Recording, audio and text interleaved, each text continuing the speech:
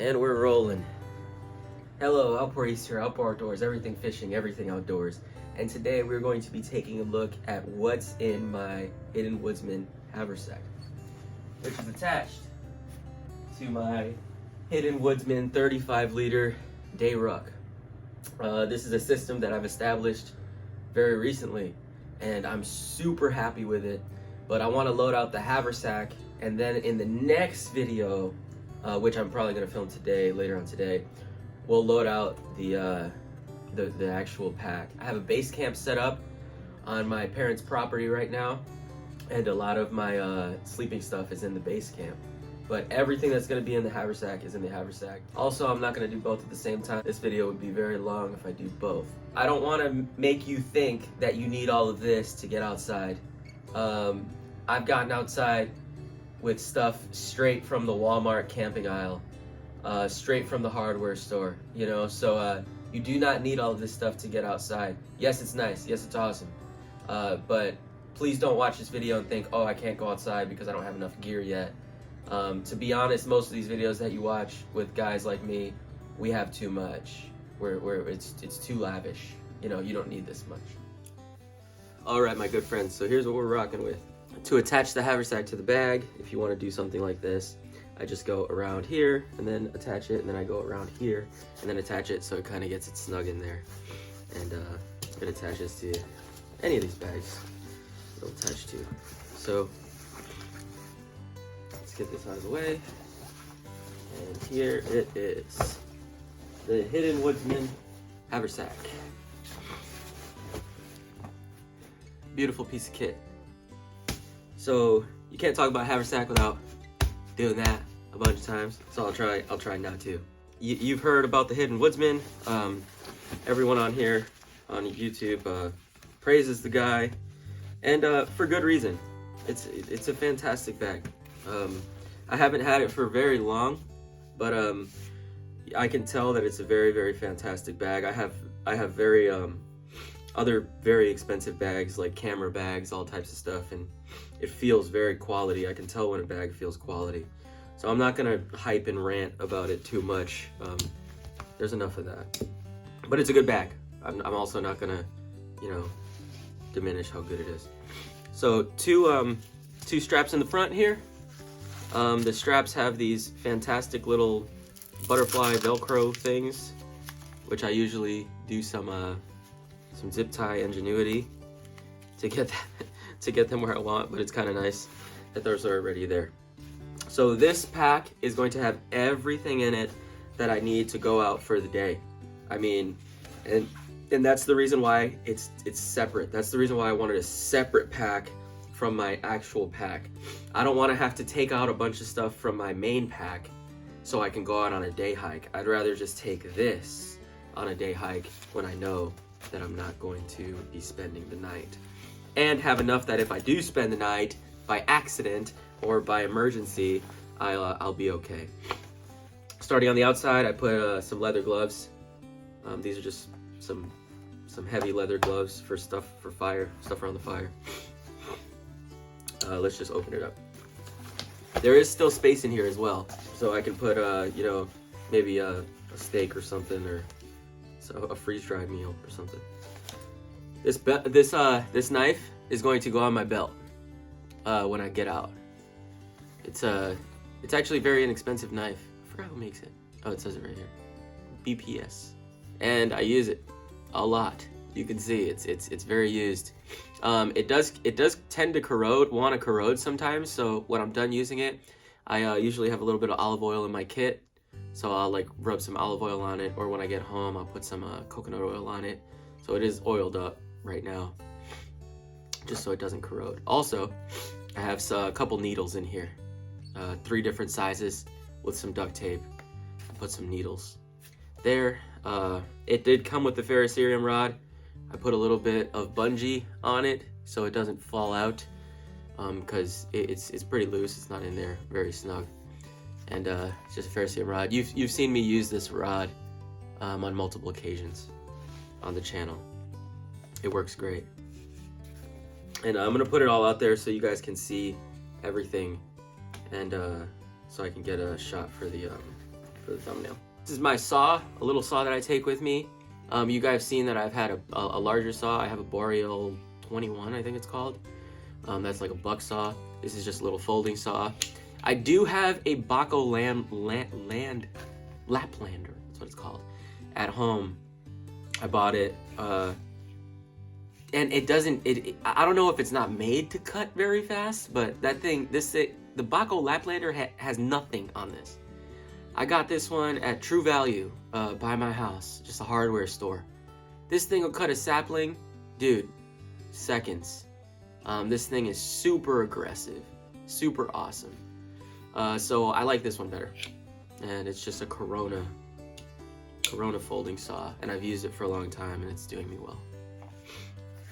Sometimes a small hatchet. Okay, so before we keep going, I do want to give you guys a look at this hatchet that I refurbished. I made this little sheath for it. Well, I cut up an old sheath and made a sheath for it. But it's a little Boy Scout plum hatchet, and this thing is just razor sharp. I mean, look at that. This thing is razor sharp. And I use it to carve the couple spoons that I've carved so far.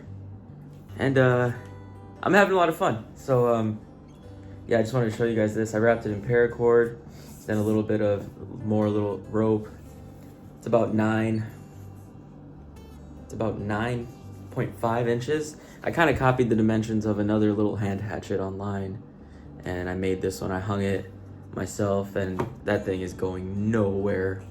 I learned it from a YouTuber, the clickbait king himself, Wrangler Star, great channel on YouTube. But yeah, so I'm having a lot of fun with this new hobby. Thank you for joining me on the video. We're gonna get back to it now so you guys can see the rest of the gear. It's awesome for carving and all types of stuff, but that's not here, but it does fit in here. So next, I have my fire kit in here. So you've also seen this on the channel in other videos. If you've been watching the channel, this is a very stripped down fire kit. There's not much in it. I have 2 lighters in here, one with duct tape on it, which is strictly for using for more ignition. Extra ferro rod, some storm matches, and some cotton balls with some Vaseline on them. That's the fire kit I take with me when I'm out. It's in a nice little pouch. This pouch I actually found at my grandfather's house. It was actually used for, it was a little like diabetes blood checking kit that he didn't use anymore. And I really liked the pouch. So I asked him if I could have the pouch, and he was like, sure. So it just had like all the stuff to check your blood, like poke your finger and check your blood. That's where I got that from. Super Bushcraft EA. This little pouch has some just tinder in it, and this one I made from an old Boy Scout bag that I bought. I bought this like Boy Scout lot for like 20 bucks. It came with a bag. I have like 2 mess kits, a bunch of stuff, some canteens, super awesome. But I cut the bag up because it was just useless. Everything was rusted. So I got some fat wood in here, which I have to replenish, and I have some dryer lint. I have my wife keep all of my dryer lint. There's a big gallon bag next to the dryer that whenever she empties it, she puts the dryer lint so I can take some and put it in my tinder pouch. It ignites super quickly. Some more fat wood, little shards of fat wood that I can throw in the fire to get a better ignition. What's pretty cool about it too, as you can see, it says David Daniels. All of the Boy Scout gear that I got, it all had that name on it. So I think that's pretty neat. There's that little tinder pouch. This little bag here, all it has is my headlamp. This is just a Coast headlamp. I think I bought a 2-pack of them. I have 2 of them. And some extra batteries for the headlamp. So some cooking stuff. I have a Nalgene bottle. It's just an Nalgene bottle, 32-ounce Nalgene bottle. and it's nested in a titanium cup. And then under that, I have a stove.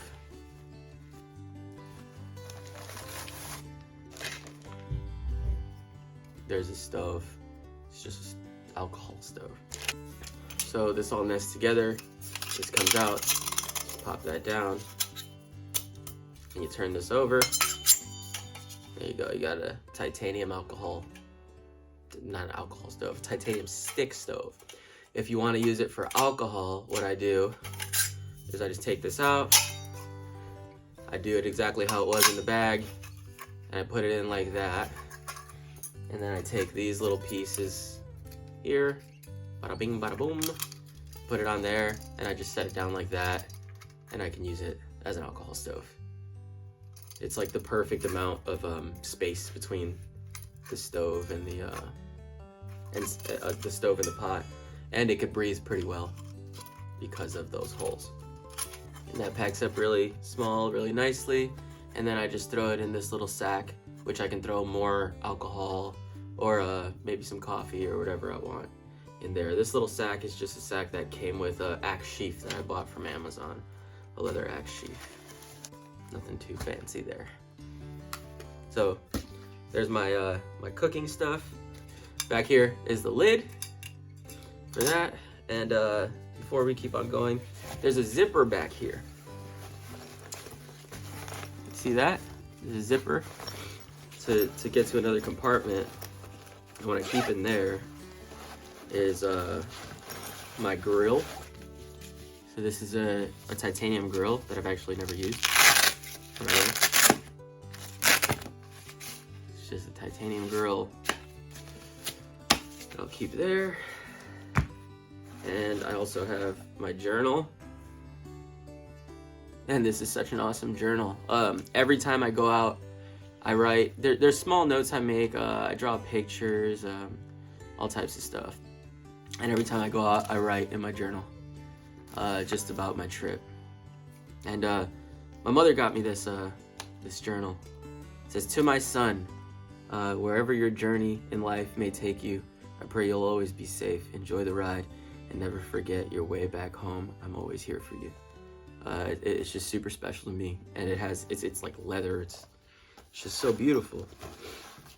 I keep a pen back there, and then a little bag, a little toilet bag, with some toilet paper and some Wet One antibacterial hand wipes. Oh, we'll keep it all out. No, you guys can't see. Maybe I should back up a little bit. Take it all here.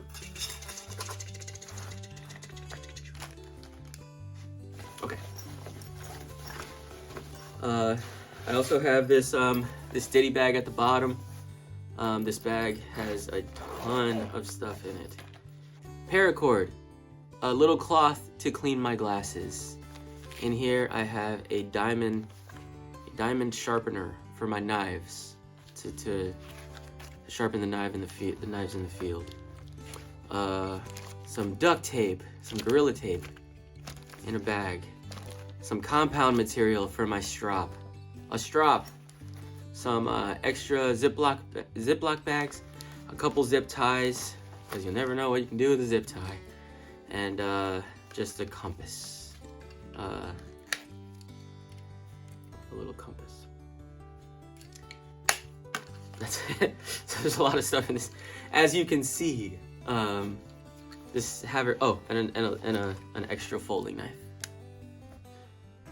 pocket knife, which I'll always have a knife on my pocket, in my pocket.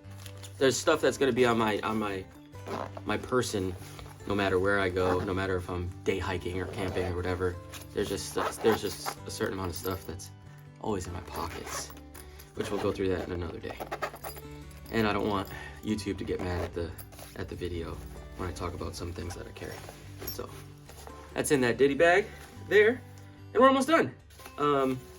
Last thing, well, actually up here, I keep a couple bags of tea and some instant coffee. Nothing too fancy. I have other stuff in my food bag, in my other bag, like real coffee. But if I'm out quick, you know, I don't like instant coffee too much, but you know, it works. It does the job. I have a bag of steaks and some guy lines, and then I have up here a full-size tarp. It fits in this front pocket literally perfectly. I was actually thinking about buying a whole nother tarp for just this bag, because I feel like a lot of times when people go out for a day hike or something like that, they completely neglect having any type of shelter. They're like, okay, I'm gonna get home, whatever, I don't need a shelter. Dude, if I get lost or something and I have this tarp, I'm chilling. Especially if it's like spring or summer, am I gonna have like the most comfortable experience? Probably not. But I'll be completely fine. If it dumps rain, I'll be fine. So I like keeping that tarp, and that's just the tarp that I use for everything. So that tarp will go right in front.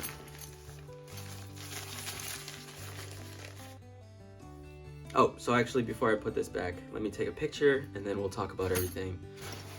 And then we'll wrap it all up. Actually, we'll take one more look at the bag, since it's empty now. Just take a quick look at the bag and then we'll head on out of here. Okay, so there's everything that's in it. It seems like a lot, and it's really not that heavy. I could walk around with this thing all day. Let's take a quick look at the actual sack. This is the 2000, I think it's the 2022 version, 2021, I don't know. It's the newest one. I know some older ones have had, you know, axe sleeves or Velcro patches, so you can put patches. This one doesn't have that. I know some have had one clip instead of two. This one has two. The camo pattern is beautiful in my opinion. I know some people don't like, you know, pixelated camo. They don't like camo at all. They like the more neutral colors. But I love it. This will just disappear in the spring or in the summer, right in the brush. So if I take it hunting or anything like that, man, it's just great. As soon as I saw this camo pattern, I was like, that's what I'm getting. It's called Pencott Green Zone. You can actually see right there, it says Pencott. On the bag, I think it says it somewhere too. Yeah, Pencott. Pencott Green Zone. So, Ykk Zippers. We all know what's up. Got this. It looks like I know this is not considered waterproof, but I really think that it's going to get the job done in like you know, some rain, some pretty heavy rain. And I haven't been in heavy rain with it yet, but I think it'll get the job done. It has this like plastic lining in here, 500D, which D stands for denier. On the sides here, got some molly webbing, which I do have some molly pouches and some stuff, but I really didn't want to attach it to the bag. Maybe later I will if I'm for a specific trip, but you know, when you start attaching stuff to this bag, at some point you should just go to a backpack. I feel like if it gets too heavy, you should just go to a backpack. So I don't want to make it too heavy. Nice little rubber Hidden Woodsman USA patch stitch there.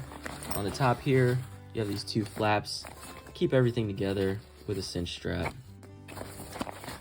You see the stitching, it's really good. Everything's really good. I don't, like I said, I'm not gonna go too crazy. It's a nice bag. There. Like I said, when you look inside, it's super spacious in there. It's a ton of space in there. You just saw all the crap I pulled out of here. This is where I keep that grill and my journal and all that. There's little pockets here, which is phenomenal. I'm sure your saw will fit in there. The Bako will definitely fit in there. I tried. Your Silky will probably fit in there.